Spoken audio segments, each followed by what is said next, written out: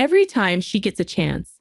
My daughter-in-law, Jasmine, treats me like a poor old woman living off a pension. I came all this way to visit, and this is what I get. Such a shabby place, so disappointing.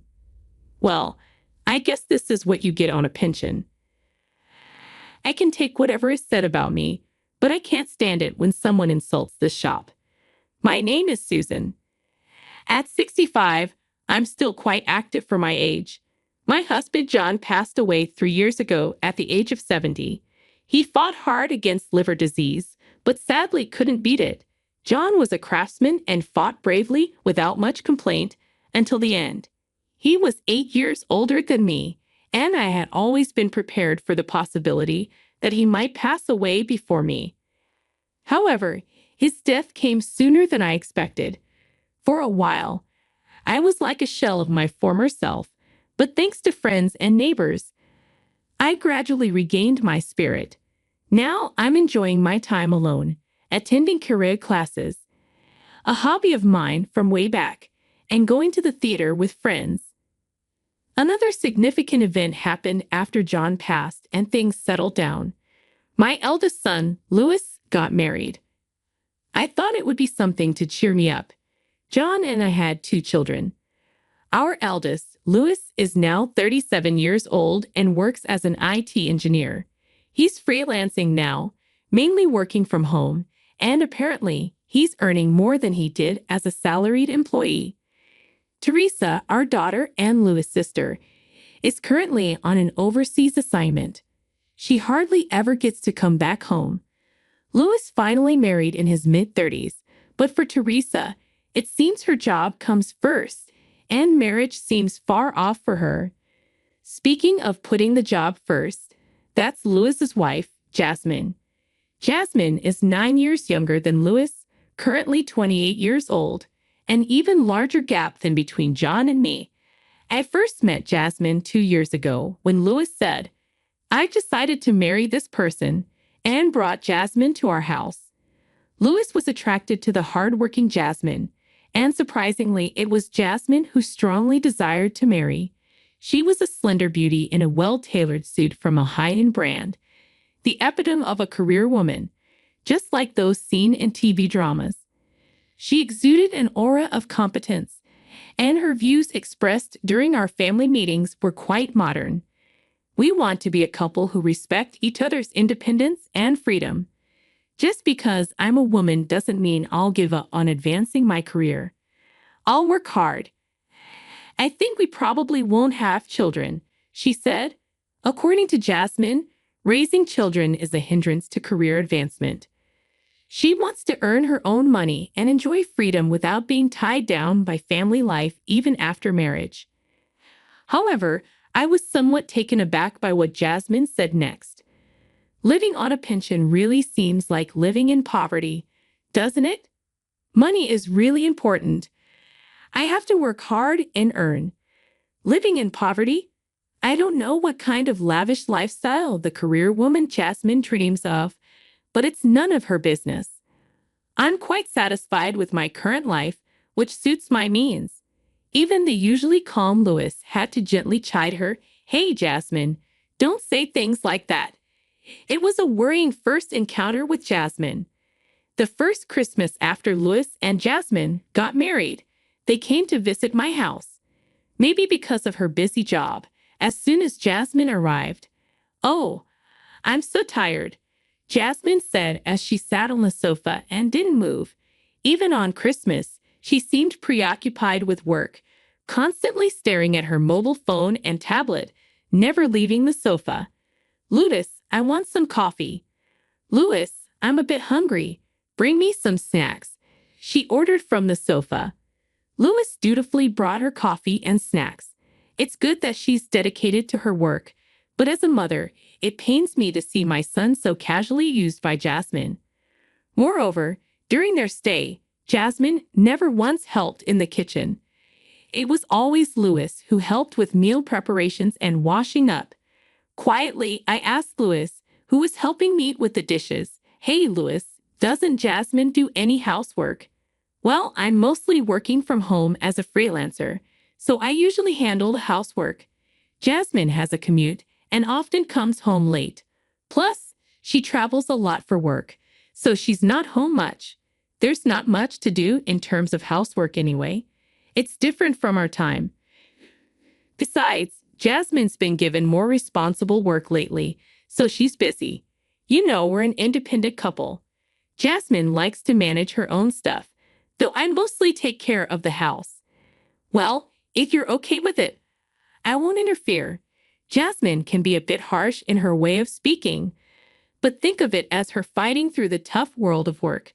Please be a bit more understanding, Mom, Louis said, always mild-mannered. Since then, only Louis has come home for summer vacations and Christmas. Jasmine's too busy with work to come.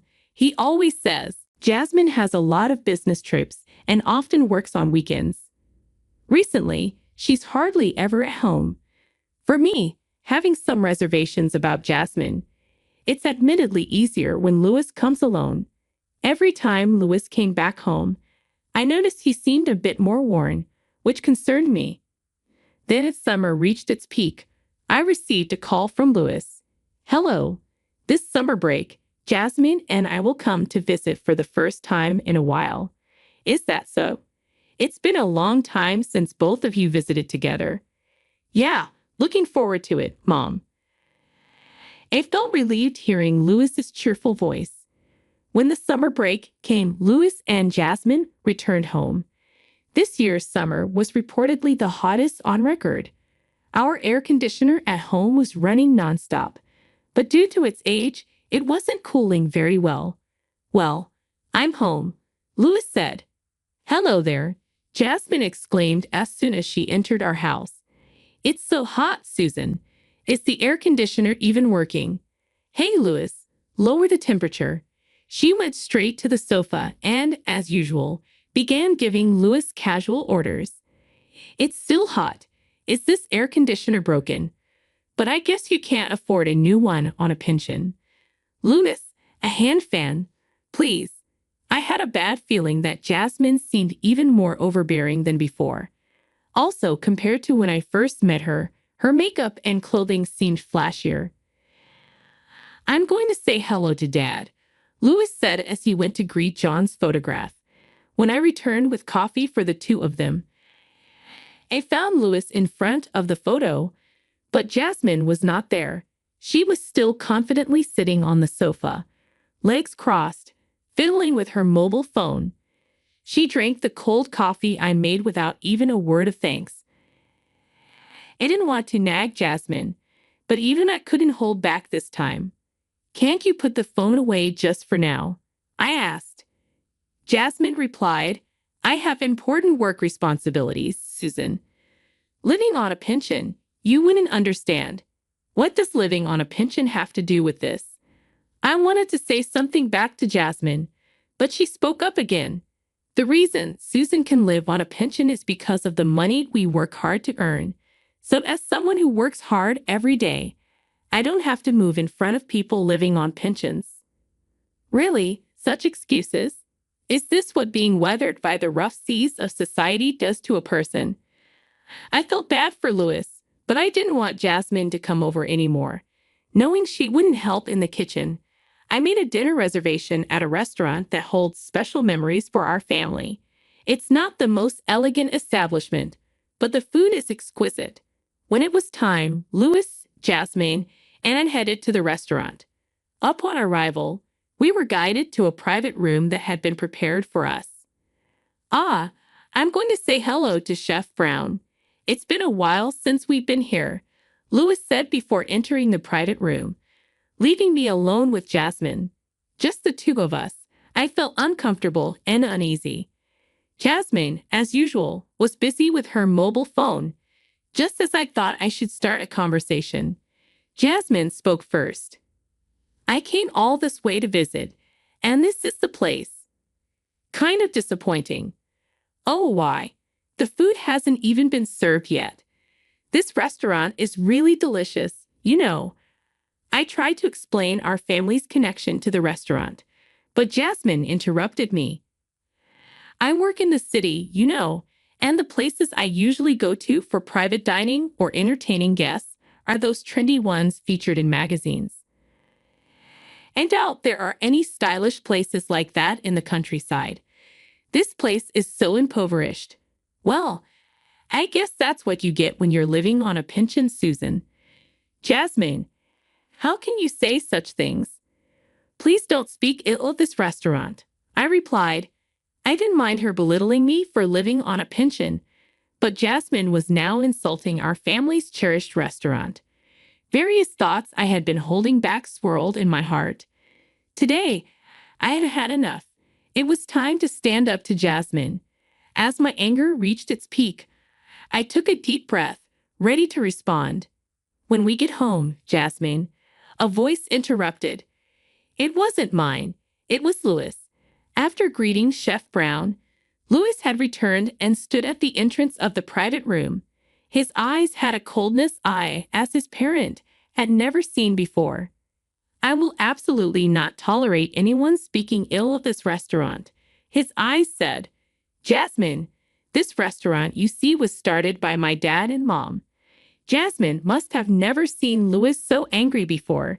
She couldn't continue her usual haughty behavior. My father was a chef. He and my mom started this restaurant together and put their hearts into it.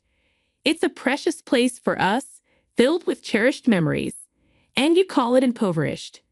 Indeed, this restaurant was started by John and me, just as Louis said. John was a skilled chef, and his cooking attracted locals who kept the restaurant always full. It wasn't a place with constant lines, but people from afar would come having heard about it. When the restaurant became busier, Chef Brown, now in charge of the kitchen, was John's right-hand man. Well, I didn't know that. You don't need to be so angry, Louis, Jasmine retorted, her face strained. Whether you knew it or not, there are things that are okay to say and things that are not. Louis's anger hadn't subsided yet. Today's Louis was different from usual. As I watched a bewildered Jasmine, I remembered the days when Louis was still in elementary school.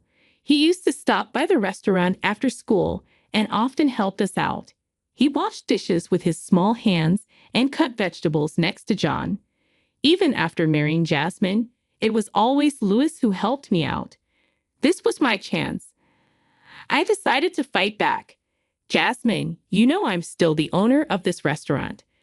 I had planned to hand it over entirely to Chef Brown after John passed away, but Chef Brown, who was greatly indebted to John, insisted on looking after the restaurant until I turned 70. I still help out at the restaurant sometimes, and it provides enough income for me to live on my own. So I've arranged to start receiving my pension at 70. You keep belittling me for living on a pension, but guess what? I'm not even on a pension yet. Sorry to disappoint. Maybe I should add one more thing, Jasmine. Don't know what kind of lavish lifestyle you dream of with all your hard work, but I'm perfectly content with my life as it is, suited to my means. Thought you were living on a pension, Jasmine said, her tone uncertain. As you can see, I'll start receiving my pension when I turn 70. I still have money left by John that I haven't touched. I have no reason to be belittled by someone like you. Yes. I'm sorry, Jasmine stammered, looking down, diminished. Perhaps she hadn't expected such a retort from the always gentle Louis and me. Maybe John lent us his strength from beyond. Mom's right, Louis murmured softly. I looked at Louis, who was rummaging through his bag. He took out a bundle of envelopes and postcards and placed them in front of Jasmine. What is this?